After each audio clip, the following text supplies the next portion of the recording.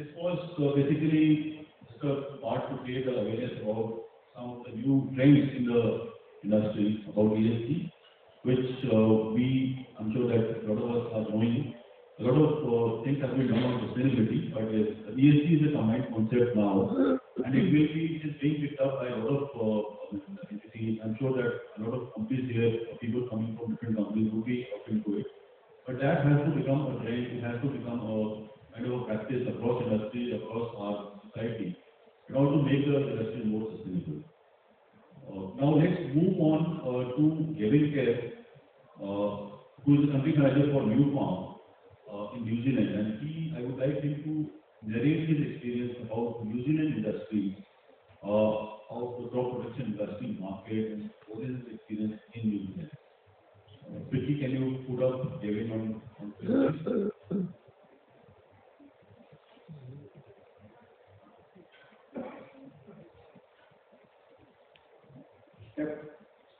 Sure.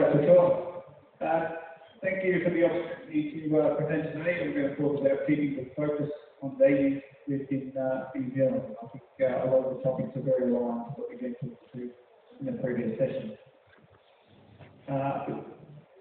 We can go to the next slide, please.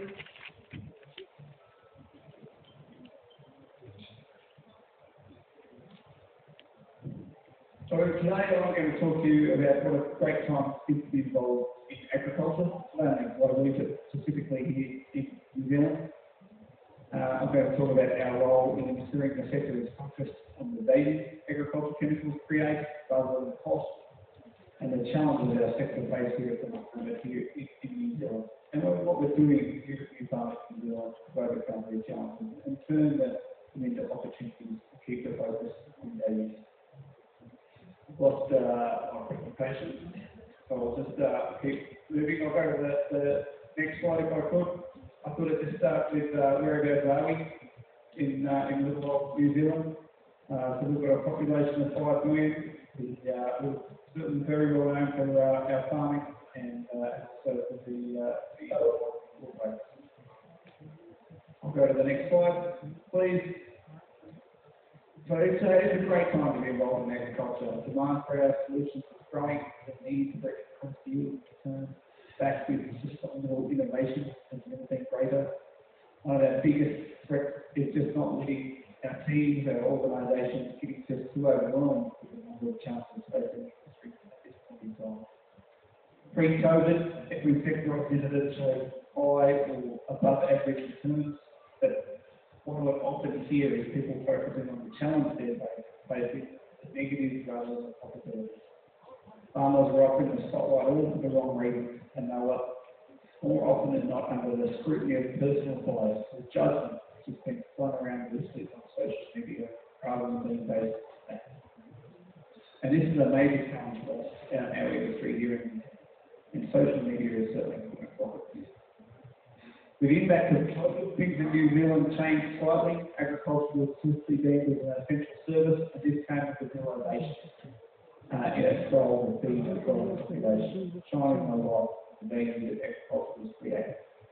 The spotlight continues to shine on what is happening on farms within our industry.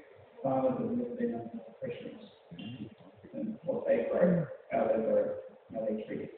And the pressure is not going to ease anytime soon. What has helped is understanding the value our industry creates. The New Zealand Institute of Economic Research recently released a report highlighting the New Zealand crop protection industry is valued at more than $400 million. However, the value that it creates in New Zealand economy is estimated at $11 billion. Therefore, these types of represent well less than 1% GDP.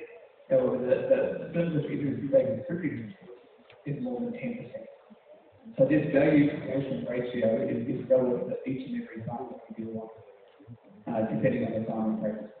So, for example, the estimated impact of not using crop protection solutions in field crops is more than 50% of $2 billion it creates. In pasture, it's not 20% of the estimated $17 billion it creates. And for horticulture, it's more than 75% of the estimated $5 billion value that the horticulture crops produce for New Zealand. So we're talking about a small investment for a significant. And there's some great examples that I'll touch on in New Zealand specifically. Good to go.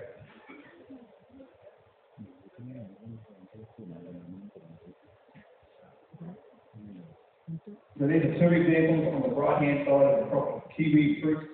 I was on this property recently.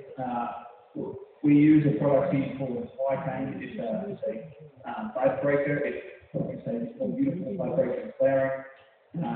This product costs around $400 a hectare. However, it impacts yield by some 50%. This particular farm had a farm gate return of some $200,000 profit.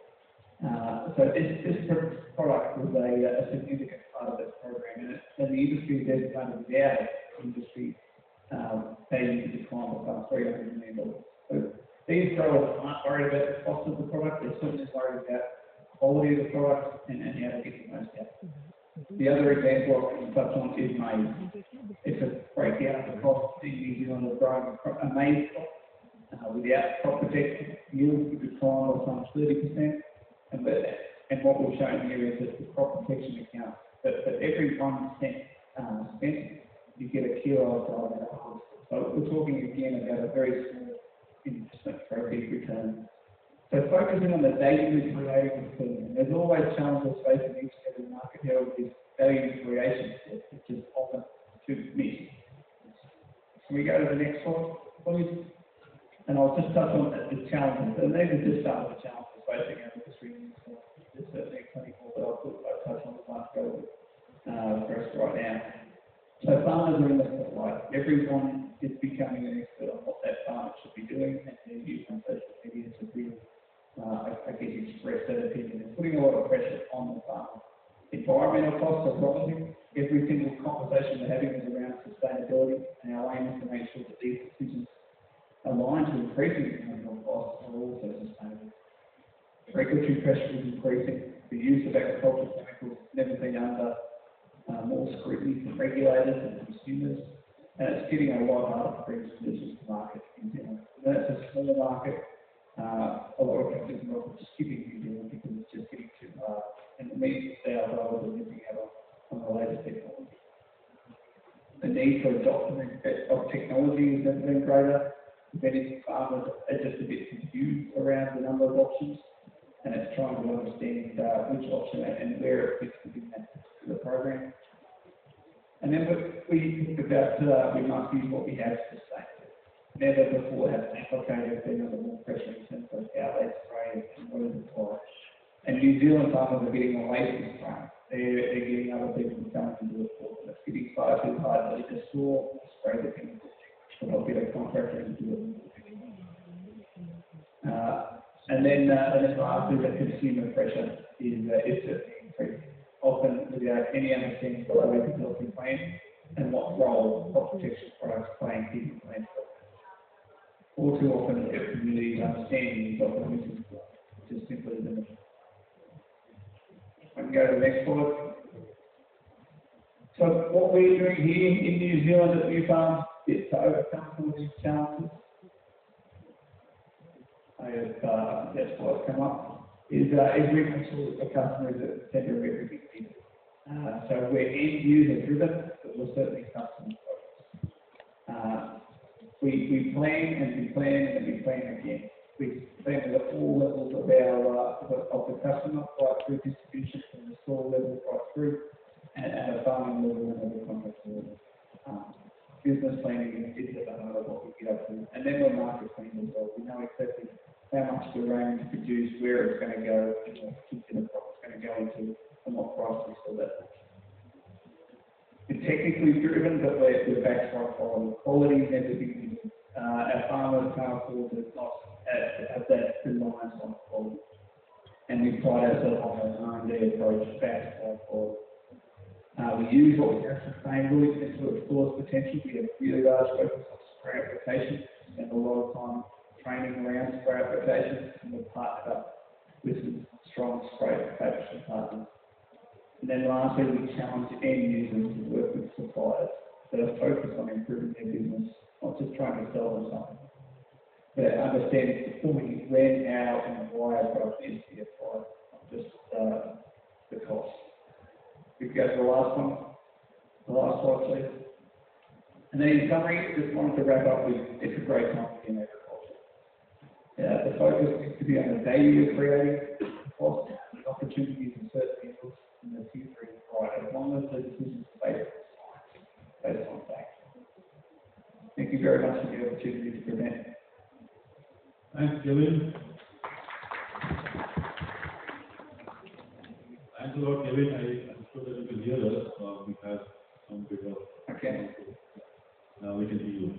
So, Kevin, it's a very good presentation. You've given us a good outside view to New Zealand, the agricultural industry. I saw a slide mentioning regulatory pressures are increasing. I just wanted to have a small from you to understand what kind of regulatory pressures are there. And when we are looking at sustainability, what are the certain practices or best practices that you do where you are using sustainability to drive the industry? Yeah, good question. Thank you. So in terms of regulatory, it's certainly getting a lot harder to bring new solutions to the market.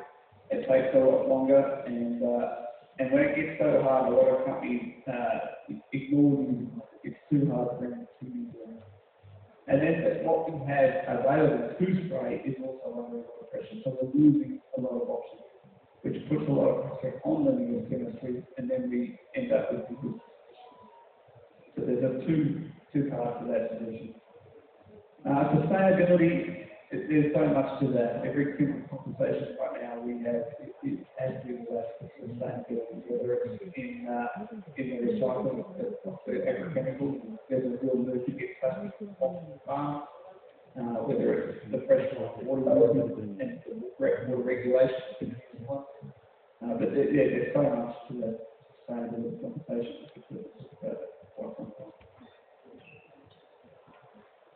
That's really good to know.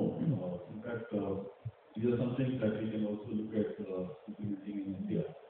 How we are actually using resources sustainably and how we can actually make them the fullest use of those resources in order to make the industry more sustainable. So, thanks, Kevin. Thanks a lot for your views. We are very happy to have your views. I'll now move on in the panel discussion. Now we have Sanjeev with us.